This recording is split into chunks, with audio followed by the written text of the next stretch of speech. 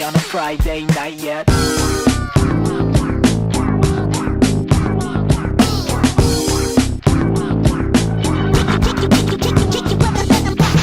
Hello everybody, welcome back to the channel, and today we are playing... Okay, hold on there. Thank goodness I caught you. Yeah, we're not doing Friday Night Funkin'. What? We are a music channel, we are not a gaming channel. Friday Night Funkin', off the list. Bro, I've already written the whole script and everything. You're telling me that we were just cutting it now? Yeah, no Friday Night Funkin'. Just do something else. Figure it out. I believe in you. Oh, that's a whole month of planning down the drain, but sure, okay, whatever. Sorry about that.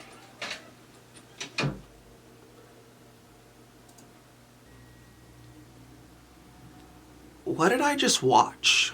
Hello everybody, Counter64 here, and today we are going to be doing another studio tour. I remember last year, wasn't around this time, I think it was around last month, I said I was going to start doing these every year, and this is the year, so let's get into it.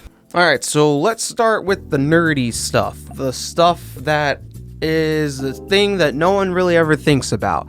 So, the first thing we're going to go over is the PC itself. The PC itself, very nice, I like it a lot. I don't think I'm going to upgrade it anytime soon unless something fails on it, which we're not hoping that happens, alright? We don't want that to happen.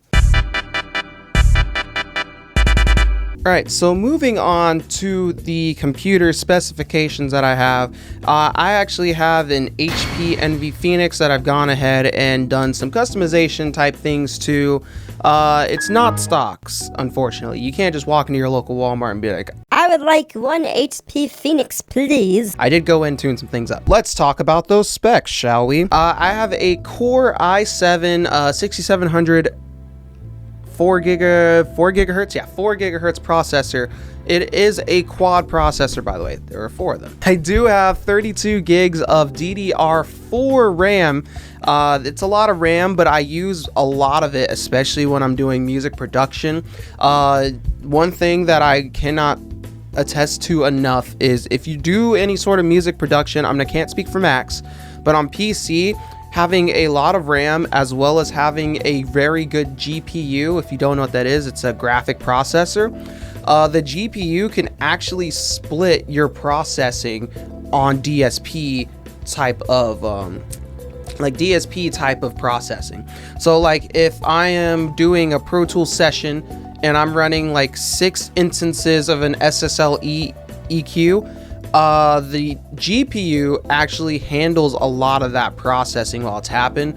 That's why sometimes if you look at some of my videos and you see some of the plugins going, you can see a little number ticker in the top corner showing me how many frames I'm getting on it, and that's just because I split my DPS into going to my GPU as well as my CPU, so my CPU has more freedom to process and my GPU is also doing a little bit of heavy lifting, but not too much. It's a very useful trick, and I think a lot of people don't know that. Moving forward, I have I believe a 256 gigabyte solid state drive as my boot drive and a 2 terabyte SATA hard drive. It's just a hard drive disk that I have.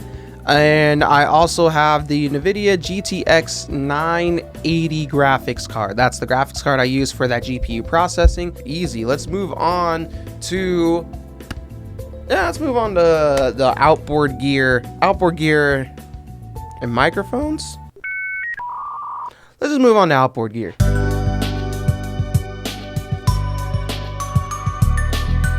My interface at the moment is still the Yamaha Steinberg UR44. It is a very nice interface. It has, I believe, 6 ins and 4 outs, if I remember correctly.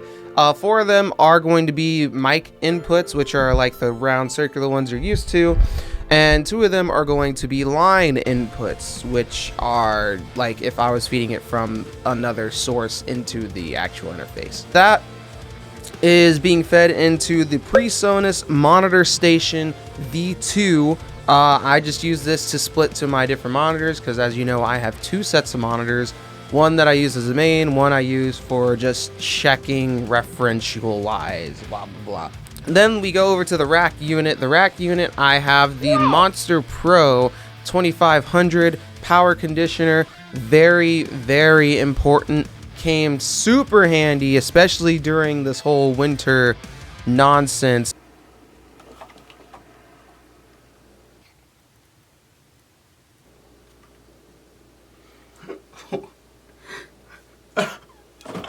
Why is it snowing?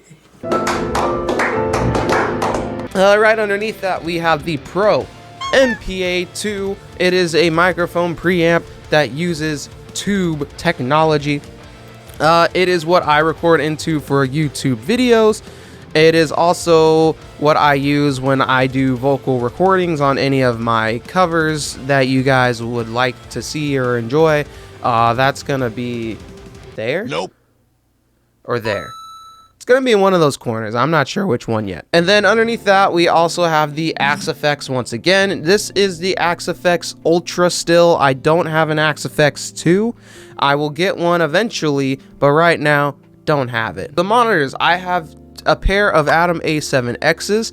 These are my main monitors that I use for mixing. I particularly enjoy them because the tweeters up top use like ribbon emulation, not exactly emulation because it's like the same hardware specs as a ribbon mic. And if you know anything about ribbon mics, is that ribbon mics are characteristically usually pretty dark and their high end is very smooth.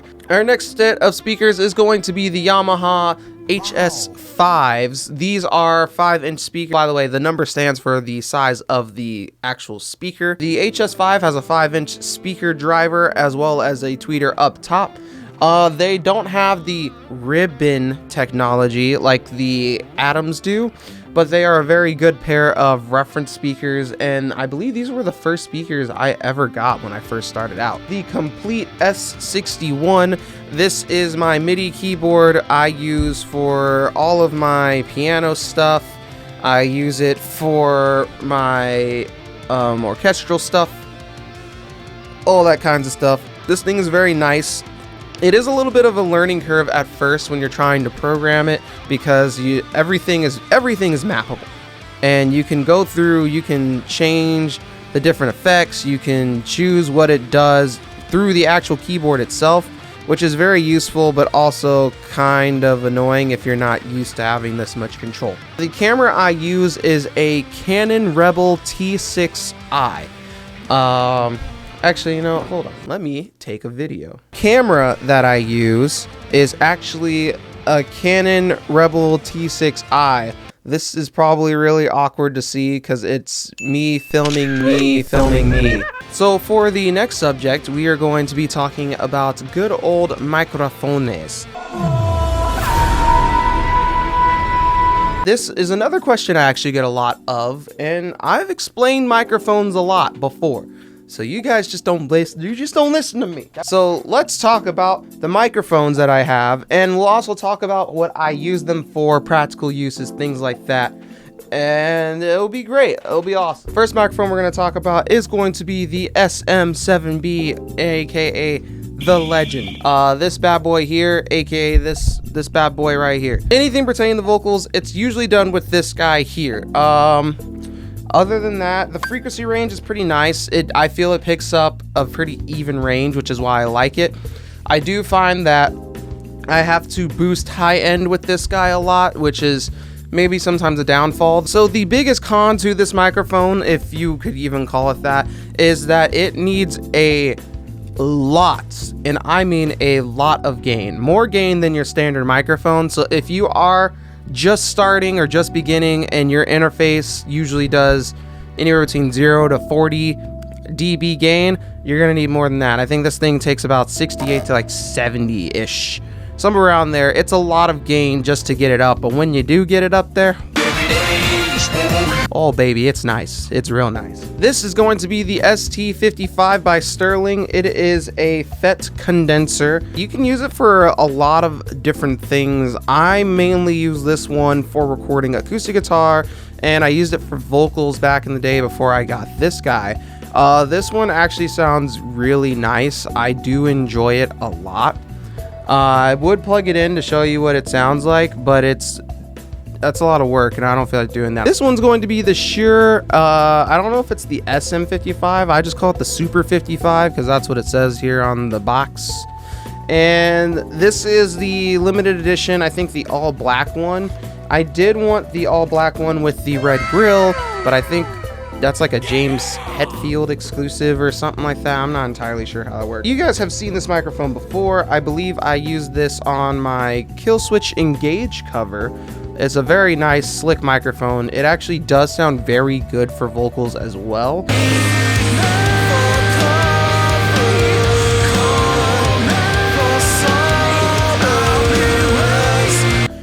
Normally, if I do use this as a vocal mic, I am pairing it with something else. It's not because the microphone is inherently bad. It's just I feel like this microphone tries to emulate a bit of that like 1950s and 60s sound. Therefore, a lot of the low end doesn't translate as well. Of course, this is on the Super 55, the regular. On this one, I feel like they did a bit more of an even boost on it. But once again, I find myself needing to boost high end on this guy as well. But that's just because most vocals need high end anyways. Next microphone we are going to have is the Sennheiser E609. This guy is better known as a workhorse microphone. It is an instrument microphone, basically saying that you can put it on any bad boy and it'll be nice and good to go. I mainly use this for guitars. This thing is a very nice, pleasing mid-range when it comes to guitars. So I really like this on guitar amps. Of course, no one uses amps anymore, so why does that even matter?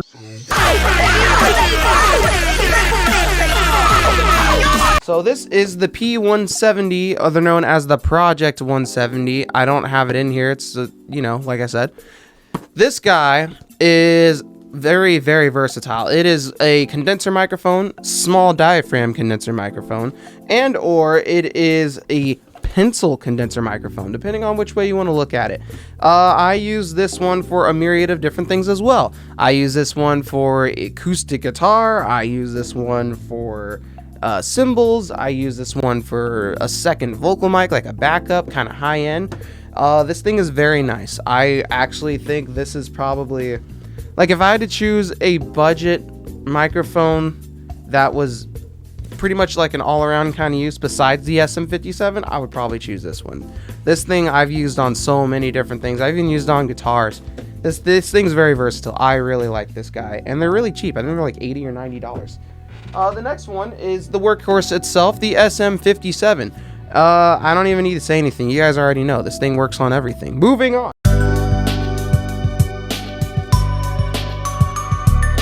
This next one is a Sennheiser.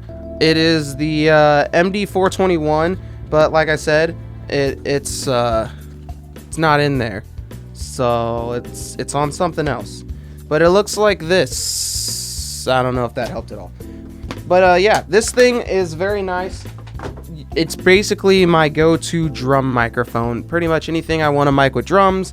Very useful. It's also very good on guitar cabinets as well, so don't sleep on this microphone. Next we have the E604 microphone. This is a new one. I did not have this one last year. The E604 is a clip-on microphone, and I use it mainly for drums. Once again, I'm sure you can tell where all these microphones are. This is very useful for a clip-on for snare, toms. This thing does screw off, like this little piece right here. You can screw it off and then attach it to a mic stand if you wanted to. So in that case, it is pretty versatile. You can use it on more than just drums and stuff like that, but that's the main reason. They just sit on there, and that's pretty much where they stay. The AKG 214 microphone. It comes in this fancy little case, and when you open it up, it looks like, it looks like something you would give to a drug dealer. It's pretty cool. Also very expensive. I would not suggest this to a person starting out.